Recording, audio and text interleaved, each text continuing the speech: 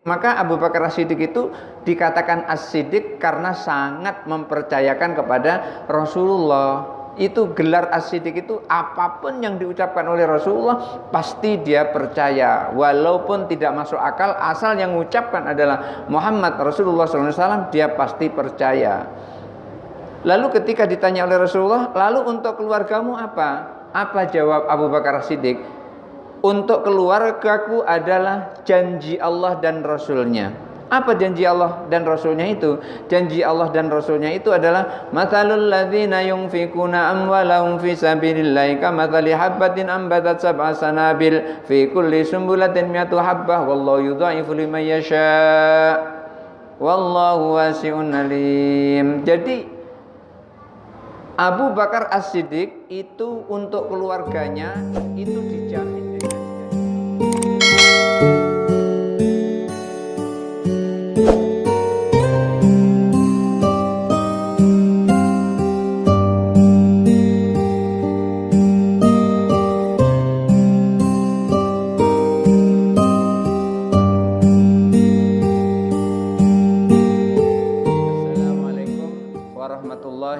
Wabarakatuh.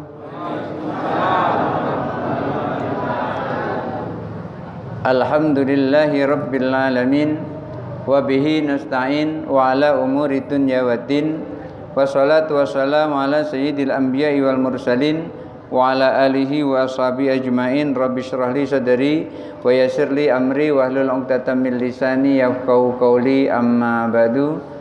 Bapak Ibu hadirin jamaah sholat tarawih Masjid Islamiyah yang dirahmati Allah. Alhamdulillah kita telah selesai sholat tarawih. Insya Allah nanti akan kita sambung dengan witir. Sebelum kita witir, mari kita ngaji bersama-sama. Kita memperhatikan apa yang dinasihatkan oleh ulama terdahulu. Di sini kita mengambil nasihat yang disampaikan oleh Syekh Abdul Qadir Jilani, di mana beliau mengutip pendapat-pendapat para ulama terdahulu, di antara juga termasuk Umar ibnul Khattab radhiyallahu an Amiril Mukminin Umar ibnul Khattab radhiyallahu annahu kana yaqul, diriwayatkan dari Amirul Mukminin Umar bin Khattab radhiyallahu bahwasanya beliau berkata, idza dakhala syahrul ramadhana, apabila bulan Ramadan telah masuk, maka disambut dengan marhaban bil mutahhari, selamat datang bulan yang penuh dengan pensucian, di mana bulan Ramadan ini adalah bulan pensucian. Artinya apa? Bulan Ramadan ini menghapuskan dosa-dosa yang telah lalu. Siapa yang mau berpuasa di bulan Ramadan, maka dosa-dosa yang lalu itu akan dihapus oleh Allah dan kembali menjadi bersih. Kenapa kok perlu dihapus dosa-dosa itu? Karena setiap kita, saya yakin, pengen masuk surga. Setiap kita. Ada di sini Bapak Ibu yang tidak pengen masuk surga, cita-citanya pengen masuk neraka? Enggak ada ya. Jadi semuanya pengen masuk surga. Sementara masuk surga itu walaupun bisa masuk, itu tetap ada syaratnya. Syaratnya adalah iman, dan ketika masuk ke dalam surga itu tidak boleh membawa dosa. Kalau orang masuk membawa dosa, masuk surga membawa dosa, itu kasihan orang-orang sekitarnya. Karena bau yang paling bau itu adalah baunya orang berdosa. Itu baunya minta ampun. Ada bau itu bisa hilang dengan air. Ada bau itu bisa hilang itu dengan dicuci dengan deterjen. Tapi ada bau yang tidak bisa dihilangkan dengan air, tidak bisa dihilangkan dengan dicuci dengan deterjen. Bisa dicucinya hanya dengan api. Ada juga yang seperti itu. Allah sudah memberikan contoh di dunia ini. Apa contohnya? Ikan asin. Ikan asin itu kalau masih mentah kan bau. Ada di sini yang suka makan ikan asin mentah? Itu bangsa kucing berarti. Nggak ada yang mau. Kenapa kok nggak mau? Bau. nggak enak, rasanya nggak enak, baunya nggak enak. Coba kalau ikan asin itu, ikan asin pedas sudah digoreng, dicampur dengan irisan-irisan bawang merah, bawang putih, dicampur dengan irisan-irisan cabai setan. Makanya pas lagi hujan gerimis, yang tadinya baunya minta ampun setelah digoreng menjadi gurih, menjadi harum. Itulah malaikat ketika Allah Subhanahu wa ta'ala melihat hambanya pengen masuk ke dalam surga tapi masih membawa dosa, karena waktu di dunia itu tidak mau menghapuskannya, tidak mau berpuasa, tidak mau menghapuskannya, dibawa ke akhirat dosa itu. Maka ketika dosa itu dibawa ke akhirat, itu seperti cor-coran yang kering. Cor-coran kering ini, Bapak Ibu, ketika ingin dilepaskan dari besinya, itu nggak bisa disiram dengan air. Ini disiram dengan air nggak mempan, tidak akan pernah rontok ini. Tapi kalau digodam, pakpok digodam, pasti nanti rontok. Setelah itu nanti terpisah dengan besinya, betul? Betul. Tapi ketika digodam itu artinya orang yang berdosa dipukuli oleh malaikat itu bukan disiksa, tapi dibersihkan dosanya yang sudah mengeras. Tapi gratis, nggak bayar. Kalau di dunia kan mau nyuci sekilo 4.000 kan? Ada yang 5.000, ada yang 6.000. Bayar itu, bayar. Cuci sendiri baru gratis. Tapi kalau nyuci dengan malaikat gratis, dipukul pak pok. Kalau nyuci korupsi? Iya. Cuman ya kemeng kepala ini dipukuli terus. Nyuci korupsi ya? Iya.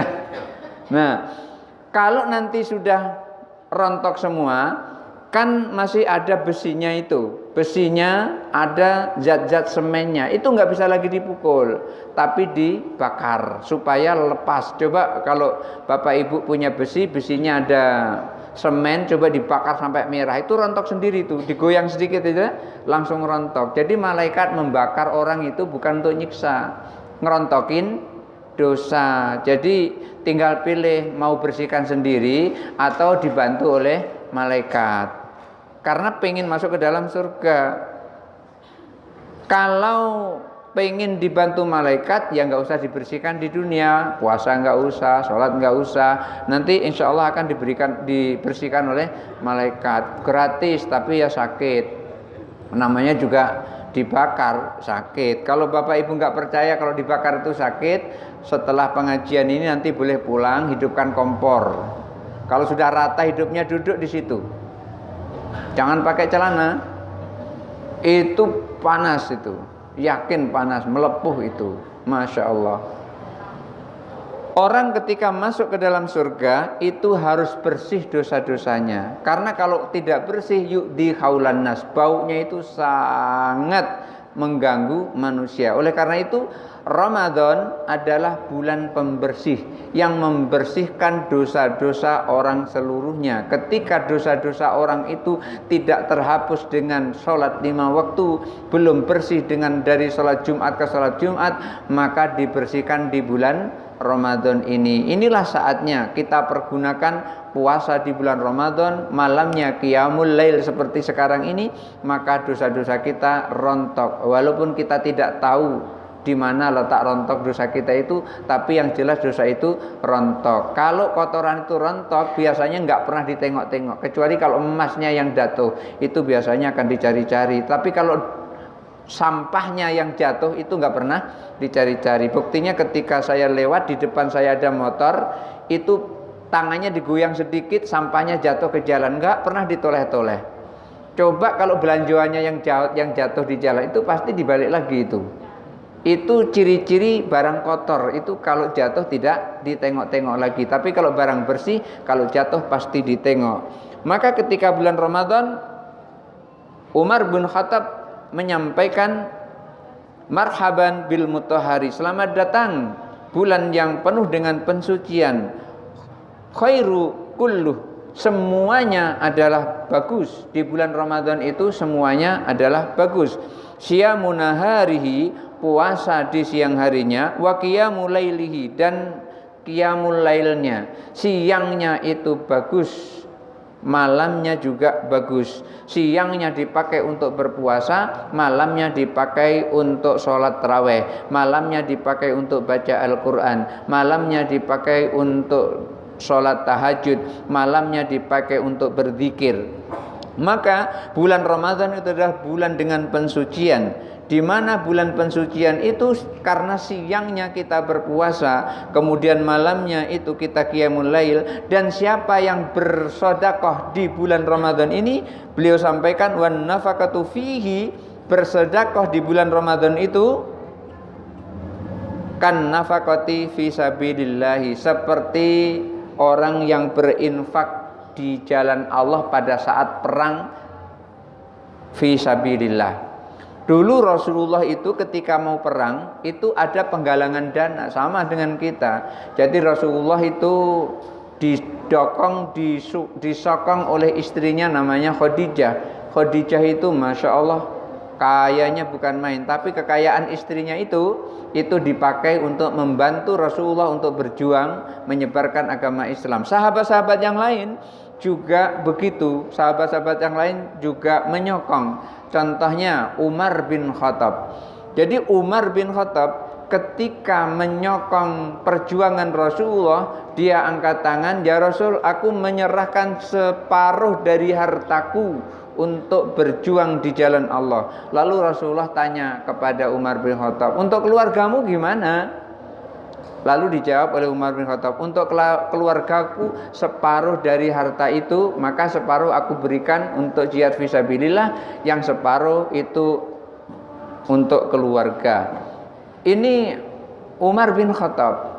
Lalu ternyata Abu Bakar As-Siddiq ketika mendengar ada jihad seperti itu, langsung menyampaikan, ya Rasul, aku juga ingin berinfak untuk berjihad fisabilillah. Lalu Abu Bakar As-Siddiq menyerahkan seluruh harta yang dia punya. Masya Allah, ini Abu Bakar As-Siddiq, seluruh hartanya tak tersisa itu diserahkan kepada Rasulullah. Lalu Rasul bertanya, wahai Abu Bakar Siddiq, kenapa seluruhnya ini engkau infakkan untuk jihad fisabilillah? Lalu untuk keluargamu apa?